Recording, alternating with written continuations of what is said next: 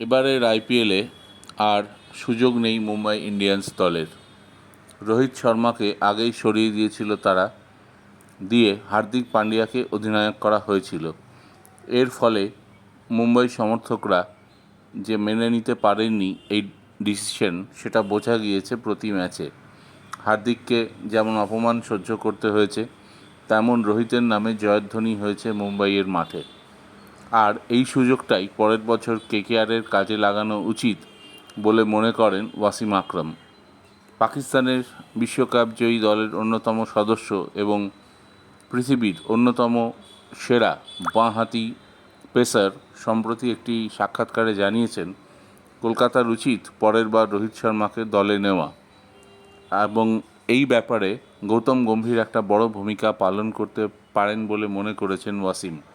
শাহরুখ খান নিজেও ইন্টারেস্টেড রোহিতকে কেকেআরে নিয়ে আসার জন্য, কারণ রোহিত শর্মা নিজেও আগে জানিয়েছিলেন মুম্বাই ছাড়া তিনি যদি অন্য কোনো দলে ভবিষ্যতে খেলেন, অন্য কোনো ফ্র্যাঞ্চাইজিতে, সেটা একমাত্র কেকেআর। তার প্রধান কারণ ইডেন গার্ডেন্স তার অন্যতম প্রিয় মাঠ। এই মাঠে তার ডাবল সেঞ্চুরি আছে, টেস্টের সেঞ্চুরি আছে, এবং ইডেনে তিনি দারুণ ব্যাটিং উপভোগ করেন। এবার দুর্দান্ত ছন্দে আছে কেকেআর, এই মুহূর্তে শীর্ষে রয়েছে তারা। চ্যাম্পিয়ন হবে কিনা সময় বলবে। আর এই রোহিত শর্মার নেতৃত্বেই পাঁচবার আইপিএল জিতেছে মুম্বাই ইন্ডিয়ান্স, যেটা অল টাইম নজির, যা নেই অন্য কোনো দলের।